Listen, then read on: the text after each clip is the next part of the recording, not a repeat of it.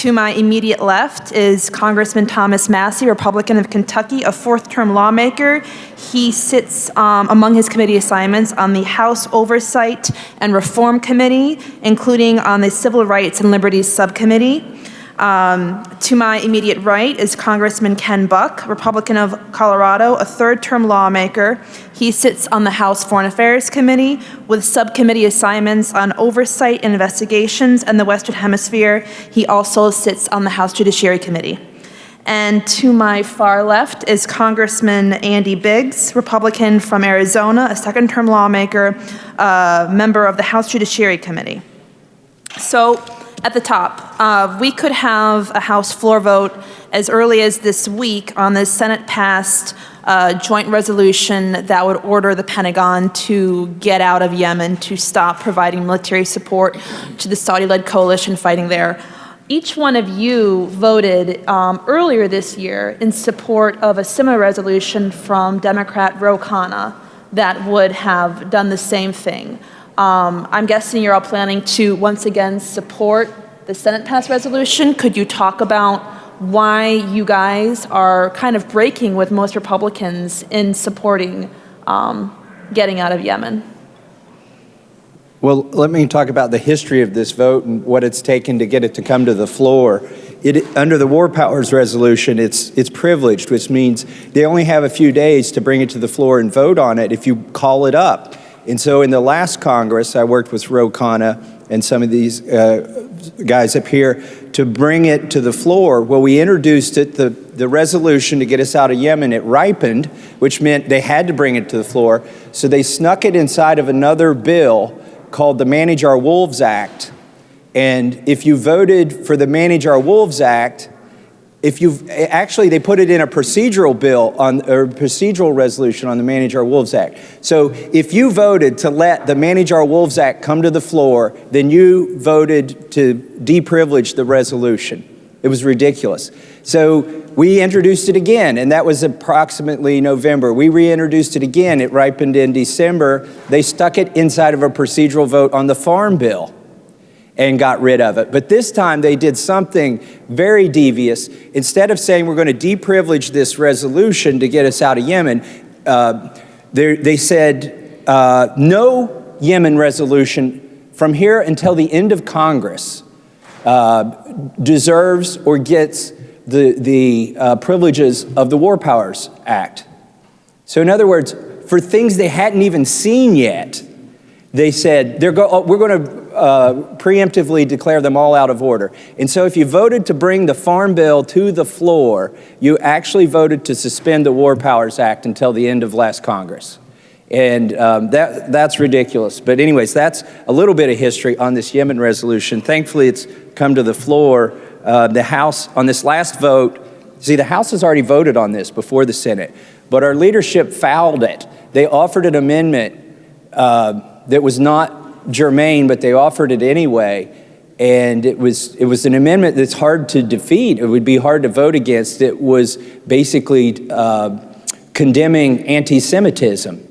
And they stuck this on the Yemen resolution. It had no place there. So Justin Amash and I voted present. Somebody said, why did you vote present? I said, because I didn't have the courage to vote no.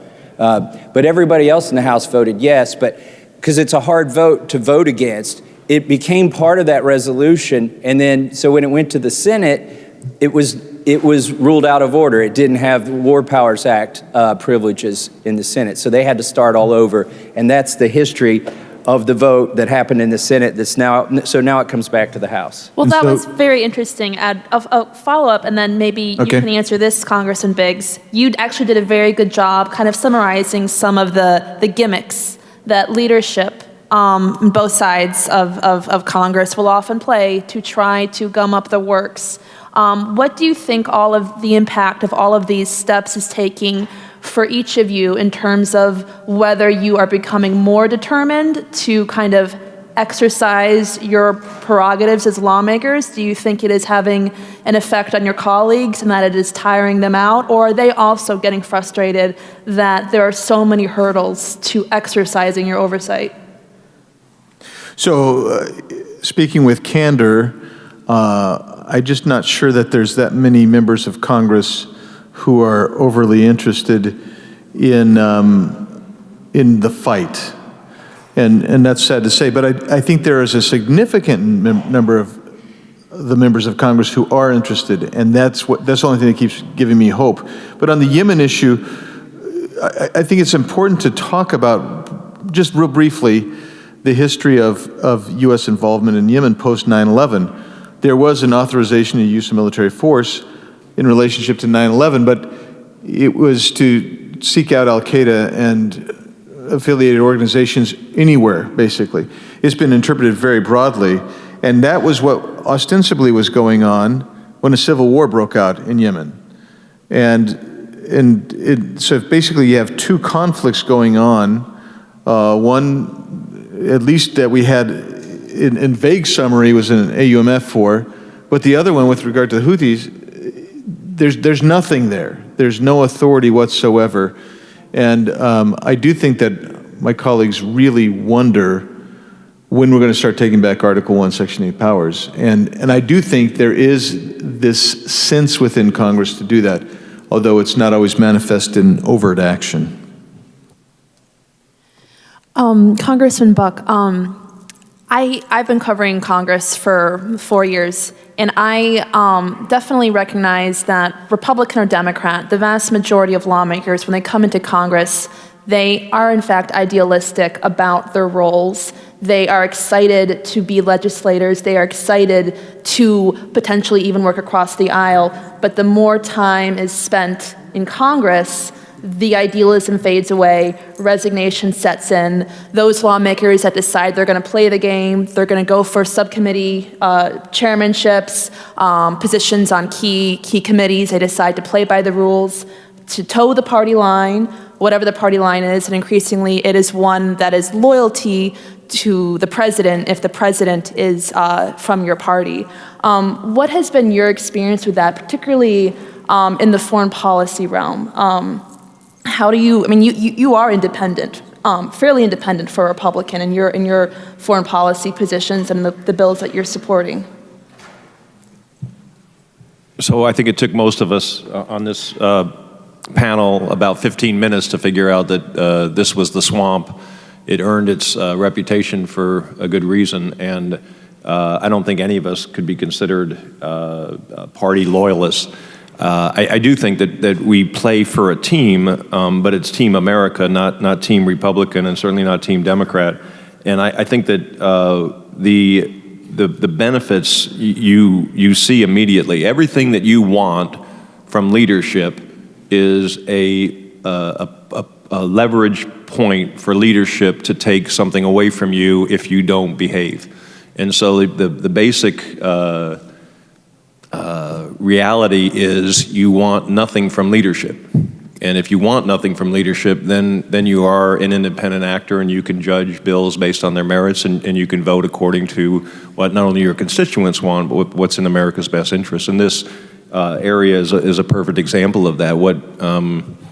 What Thomas was describing is really something that the American public should be outraged about. We had a War Powers Act passed in 1973. It had a specific clause in it that led the members of Congress to pass it in 1973, and it was completely voided by midnight shenanigans. And it's just unfortunate that a very, very important part of the Constitution and the statutory law and American history and values was voided in that way, but it happens over and over again. And we have ceded so much power to the executive branch, and the reason that Congress cedes power to the executive branch is because we don't have to make tough decisions.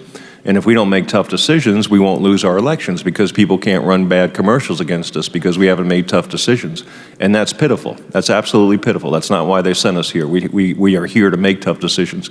People can argue that there is an emergency on the border or there is not an emergency on the border, but Congress should not be giving the president that kind of authority. Congress should not be giving the president this war-making authority without sufficient oversight. Rachel, I just want to add something to what Ken said. If you really want to know where your representative is, if they're new and they've been here just a month or two, go up to them and ask them, is serving in Congress better or worse than you thought it was? If they say it's worse than they thought it was, then you know that they're still independent. They're still able to think on their own. If they say it's better than I thought it was, which by the way, most of them will, then you know that they've been sucked into it. They've been sucked into it. Just also quickly playing off something Ken said, we like to blame leadership. I'd like to blame John Boehner for this never coming to the floor, and then Paul Ryan, and now Nancy Pelosi. But what I've come to realize is that our colleagues do not want to vote on this for the most part. Most of them would rather it just happen and they don't get any blame and they don't have to go on the record. And that's just the reality. I'm a little depressed. Congressman Buck, you're on House Foreign Affairs and the Western Hemisphere Subcommittee. I want to get you to respond to this question first, and then your colleagues. Congressman Cicilline, a Democrat from Rhode Island, has legislation that would prohibit any appropriated funds from being used for a foreign military intervention in Venezuela. Not sure what the bill's chances are of getting a floor vote, let alone a committee vote. Congressman Massie, I know you're a co-sponsor of that legislation. What do you think about that? That's the potential intervention to get out ahead of. We haven't, not that we will. It could just be posturing for strategic reasons. But what do you think about getting out ahead of that? I was going to say it's the stupidest thing I've ever heard of until I heard that Thomas was on it, and then I'm going to rethink that a little bit. But I have no idea. I've heard about the bill, and it has been debated in committee. But I have to tell you, how you anticipate the future is unreal, and tying the president's hands in the future isn't what we intended with the War Powers Act or the Constitution. And so I think that if we have a hostage situation in Venezuela, to expect Congress to act and to change the Cicilline bill in some way doesn't make sense to me. I think that there is a political consequence for engaging in military action, and I think that the Cicilline bill, you can't anticipate what's going to happen. I think it would be wrong, unwise for us to intervene in Venezuela. I think there are a number of countries that in South America that would be much better in a much better position to do that and not get the sort of reaction that we would get if we intervened. But I think it is anticipating something that is inappropriate. Congressman Massie, do you want to respond, Congressman? Well, it's sort of a belt and suspenders type approach. They shouldn't be spending money there anyway, right? We're saying if you've got some money laying around that you're going to try and say you're authorized to spend there, we're explicitly disallowing that until a positive vote of Congress allows you to do that. But I mentioned that members don't want to vote on these things. Let me tell you another reason these votes don't happen. In 2013, Syria was just heating up, if you remember, and Ted Yoho offered an amendment to explicitly defund preemptively, or maybe it was already going on, spending money on military efforts in Syria. And then I had an amendment. This was back when you could offer amendments on appropriations bills to cut spending, but they don't allow that anymore. Paul Ryan got rid of that. I had an amendment to disallow this military or paramilitary spending in Egypt. Okay, well, the leadership, I hadn't been here long, less than a year. The leadership took me in a back room right before the vote on the amendment, the debate and the vote on the amendment, and said we're under a lot of pressure for this not to come to a vote. And so what we're willing to do is if you'll just be quiet when the yeas and nays are called, it will pass. And then just don't do anything, don't object, and your amendment will pass. And it sounded like a great deal at the time. But what I realized is they're going to kill that later. It's never going to pass the Senate. They'll just find somewhere downstream to strip it out. And as a matter of fact, we always do an omnibus, so the whole appropriation thing was sort of a scam anyway. But I said, well, why can't I ask for a vote? They said, we're under a lot of pressure from the State Department and from AIPAC not to let this get a vote. Now, it would have failed on the floor. I don't know that I would have gotten 20 votes for it or 40 votes for it, but they were willing to let it pass just to keep anybody from going on the record. So the State Department feels like if there's any kind of action in Congress on something preemptively or retroactively, that it ties their hands in terms of diplomacy. And so they call up, and they've got staff that work on these committees. Like, you hear the revolving door with lobbyists. Well, there's the revolving door between the deep state and Congress, where staffers cycle in and out of Congress and back over to the State Department. And so those people are over here trying to make sure that these things don't get a vote either. Unfortunately, you guys are going to have to leave in a few minutes for your vote. Is that correct? So maybe one final question for each of you before you have to run. Party politics are evolving. We particularly see it on foreign policy beneath the surface.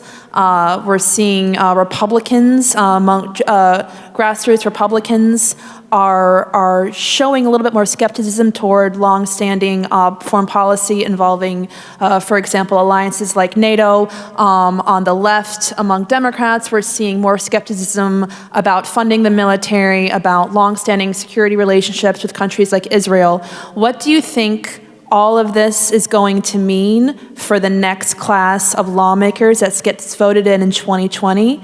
And could you actually see enough different combinations where you could see support to do something like repeal and replace the 2001 AUMF? So I hate to be a real downer for you, Rachel. But this is probably not going to have much impact long-term overall. If it's going to have any impact, you will see it in the next couple of years, where we start questioning the AUMF and start ratcheting back that one that we did 18, 19 years ago, whatever it was. I'm not seeing that happen. I just don't think that there's enough votes. I don't think there's enough people that care enough about getting Article 1, Section 8. And I don't think there's enough people who understand that the president is the commander-in-chief, but the Congress is supposed to declare war, and there's nothing in between, actually, like a War Powers Act or something like that. It seems to me that we are supposed to authorize declarations of war,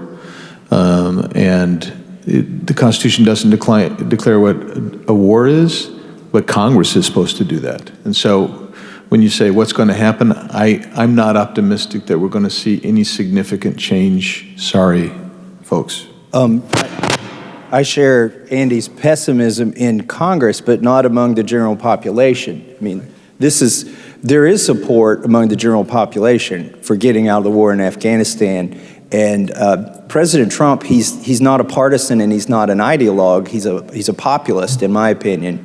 And he's seized upon that as part of some of the constituency that he took from my Senator Rand Paul when we were in Iowa. It was this anti-war vote.